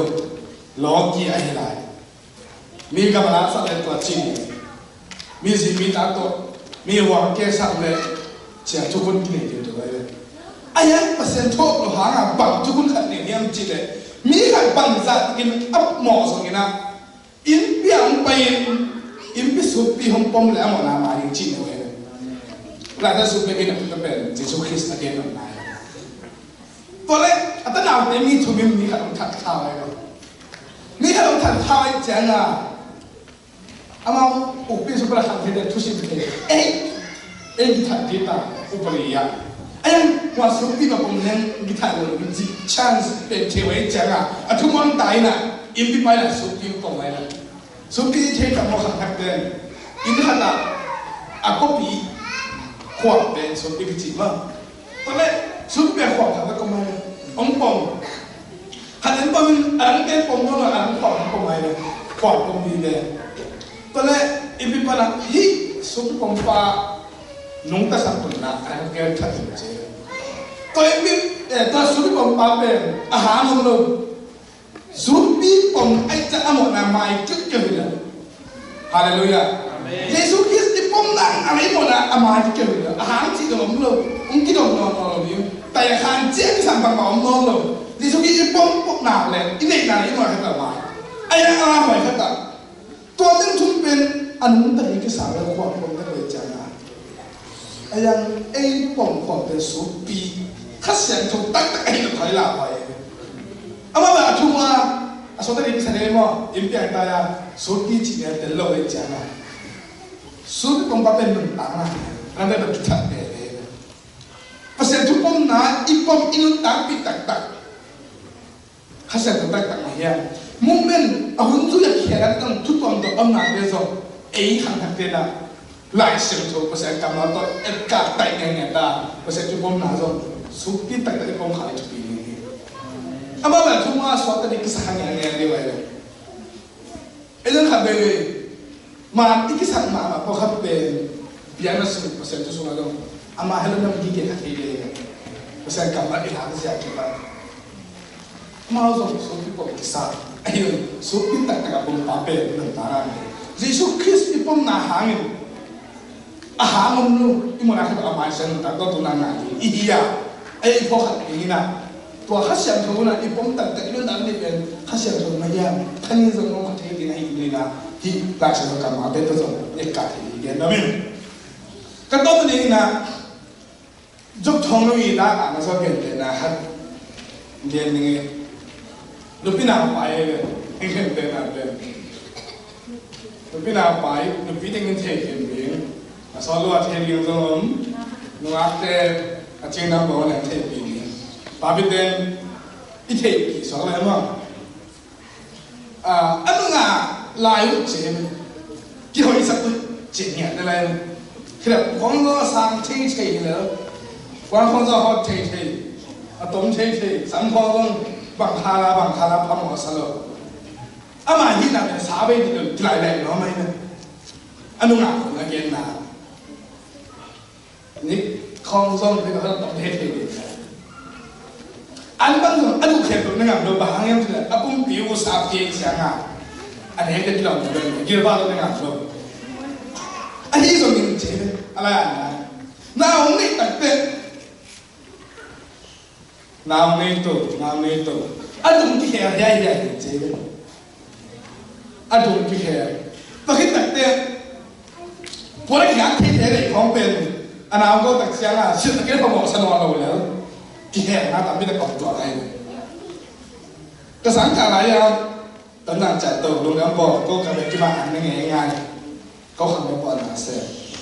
ตัวนี้เลยสอบเรียนก็ไม่ปะเลยตัวแรกการเนปิหนุ่มพี่จะเป็นเขาหาแกนกว่าไงนะบางจีเดียมจีเลยทั้งแล้วก็ที่ทำได้ผู้สอนสอนตาตุ้ปีนจีที่ทำได้ก็คือเราอาบ้าลงอากวางนี่ของมาอันนั้นที่ไล่ไปไล่นอนหนักไว้เลยบางอย่างจะอันนั้นตัวมุนนั่นเองอันเป็นอาหารสันดานเลยไว้เลยไอ้ยังสุ่มเปลี่ยนไปไว้แต่ผมตุ้ปีนไปแค่สักเกนจิแล้วก็ไอ้เนี่ยเราจีน่ะอามาไล่ไปไล่ไงเนี่ยไล่ดูเนี่ยนานไม่คิดถึงอะไรดูสันดานเราบอกสักทีว่าเป็นมาสักหมาอะไรตัวเนี้ยก็เลยยังสบายกันเลยหาไกลอันนู้นหมาอะไรต่ออันนั้นตับเล็กหลังยังไงอะไรอะไรบางทีอันจริงเลยทลังเตี้ยกันจริงไหมวะตุ้งตุ้นนี่ตั้งดูจริงอันนั้นไม่ได้ตะการตัวเรื่องนั้นก็สั่งมาใช่ไหมนี่ตอนนี้ที่นี่อ่ะจะมีสิ่งใช้ในตาหานะอันสามีนะยังยังเจ็บจริงนะจะมีสิ่งที่จะมีสิ่งใช้ในสมัยนี่ตอนอามินทางโมโลหิมอกได้ใจตัวอะไรอ่ะเชื่อว่าสักอย่างเป็นทางบ้าอะไรเจ๊ตัวอามาแค่ตัวเป็นทางเดียวตัวเราป๊อปปะที่สิ่งตาหาเราสั่งจะมีสิ่งใช้เราได้ใจตัวนี้ตุ่มปะปะตัวให้มีเป็นอาตมาปอสั่งตัวใจมีมือสั่งมือเป็นทุกสิ่งเก่งน้ำมันเด่นปีน้ำมันเด่นเก่งเมื่อต้นมาจังอ่ะตอนนั้นก็สับเปลี่ยนชื่อสับเปลี่ยนบังโมเปลี่ยนอามินทางบ้าไม่ได้ใจมั้งกี่หูสั่งดีนี่องค์นี้สิไม่เป็นสิเนี่ยนี่ไม่ขัดตัวสับเปลี่ยนแล้วนี่เก่งหมอแกเฮ้ยเพราะว่าจะสับเปลี่ยนนี่สิเสียโน่นานเลยก็จังสับเปลี่ยนดูว่าจริงหมอจริงตัวนู้นอะไรเขาน่ะมันเนี่ยสับปิ้งจีบางทีเปิดมาที่หาเราจะสับตัวเดียวประชมแก่ยังสุดตัวไม่เห็นมาอันนี้คือเงินหรอกนะไม่เห็นมาอันนี้ตัวอาสวะอันนี้นาบังจีนนาอะไรก็สุดอันนั้นแต่ละแค่ซอยลูกเนี่ยกินน้ำนั่งสั่งซอยหมดเลยนะไอ้ที่ตับกินดอกกินขับเป็นเยซูนี่จีน่ะพี่ให้เยซูของเราสองโลหมอไก่เลยมันก่อนทูสองโลหมอไก่เลยตัวนั้นก่อนทูเสียใจเลยอันนี้เป็นของพ่อไอ้คำตั้งใจดีของนางแค่ขนาดน้อยกันไม่เห็นหนุนตังน่ะแค่สูกินน้ำนั่งสั่งซอยก่อนทูสองไอ้หวังเลยไอ้เยซูอันนี้ตักเตะถ้าเสียงเขาบอกผมตักเตะบ้านอินุตาแค่สักโลหวังดีฮะอีเรื่องอะไรกันเลยผมก่อนทูอีเนี่ยเยซูเป็นอะไรนะอะไรyangจีฮัดอะไรสิวายช่วยเยซูนี่ข้าจะเราผมพิจารณาพี่ฮะไอ้แค่สโลว์เกี่ยวนี่นะเราเนี่ยไอ้นี่มีจีนสารเอาเนี่ยนะมีแค่ไอ้นี่ตัวนี้นะอาบานเนี่ยเยซูข้าจะเราเป็นไอ้เรื่องแบบผมแค่สโลว์ดีๆแต่ผมก่อนทูผมรับได้สโลว์ดีๆอาเมนแต่เมื่อไหร่ข้าทำได้ยังไงสุดที่อ่ะนั่นอีปมเสียภาษาจุปมเสียลิมตะกิมเกลิลาอันนี้เราดันได้คนละเลี้ยงหมดตัวเกลอันนี้นะมีเล็บภาษาที่ชอบนะวัยปีนอนเกลลานั่นเล็บภาษาที่ชอบนะวัยปีส่วนตัวส่วนเดียวมีเล็บภาษาที่ชอบนะกับวัยปีนอนเกลิงาเกลเล็บภาษาที่ชอบนะกับจุดพิเศษเกลิงตอนมุ่งกันจะตายพอดเกลเลยมีอะไรก็บ่อยเกลเป็นมาแล้วว่ากูเวสกูไปกับเตบังตัวสาบังพอไปแค่แบบนั้นไงคดีเขาเกี่ยวเทจากที่นี่มีขั้นตายเนี่ยมั้งเนี่ยเขาดังเปิดมาสเตเดียมที่พาราเวย์เลยตอนแรกอันนี้ตาบังกอบจะแบ่งคำกับจริงดีที่เกลนั่นแหละไอ้นี่แบบตัวสาบังเสร็จดีเปิดมาเลยคดีจะไม่มาไปกูรู้ว่าคุณแต่อันเสร็จเนี่ยอันนี้หางตัวมาอีก Malama hantak tapiro teina pasal tu pom siang ni yang tak pilih mian tu bisa ni mian tu awal nemu patron kini awal itu sah ya tole biar naik mumena akhirnya hamna tak pilih pe ni pasal cuma macam pasal tu pom siang tu orang koi tu asal di long kata orang kisah tu pasal tu pom siang tapi na ini kita tu tonin tu pada itu pada kita tahan terus awal jalan anjing ini soal lah kau tak cakap dong kami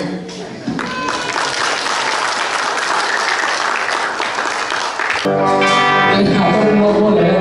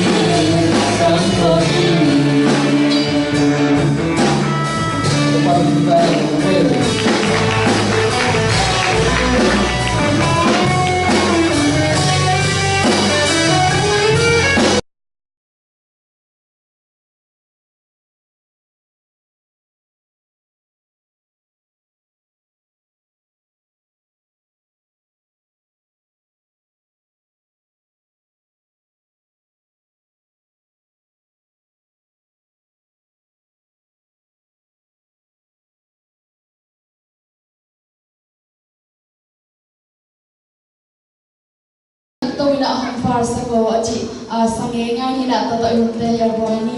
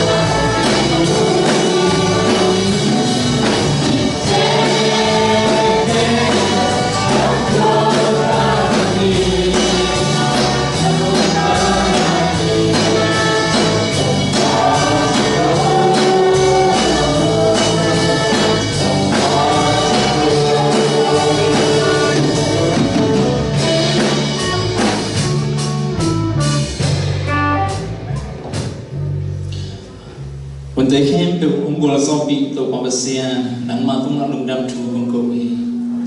เออุนสุงากซาโกทูเลลาเตไกนาเข้มเปนังมามินทันนาริกิสักเกนลาโดยนักกินมิจฉาส่งนัทุกอามาตุกิเห็นสักเกนจิงเลทามาบานมาส่งเตเข้มเปว่านังมาอุปินาเลนัตอนปีนาหางินอโลจิงอากวลโซนังมาตาเตปมิสักเกมเจนาเอ็น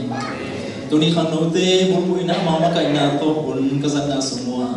ดูป่าโออย่างนี้นอนดีขันโนเตตุ้งโตนันองเปียงมันส่งลุงดำชูกงโกบีกันในครอนดีองเปียงที่นาดีงินนักเกมาโตละเกลเตอาศัยมาบอกเด็กเห็นเปตุ้งนักทุพาอมสักเกนลากันในครอนจังส่งปุ่มปีตักสะดำนาอาเปียงินนังมาสุมากษาโคทุเลลาเตอปังินปีจิงาขังเลียนะเกาหนัววัสดิ์ที่นาดีงินโตปาทุพาองเบียกสักนาเอ็นอาศิสันบันพาตรงตานายโมนาเข้มเปองมาสักอิโตปาจิสุคริสต์เอปีนาทุพาอิสมิมอัตปาในสุนงอนฮัซาลวังเปียปาเบเซียนองอินาเลนิสิบิลุตนับนางจอตอมสักลวนละองเลเป็นข้าเสียมโทปีนาทุพาเตดูเลต้นตุงินนกเตตุงะองมินองกิบเจนตาเออาเม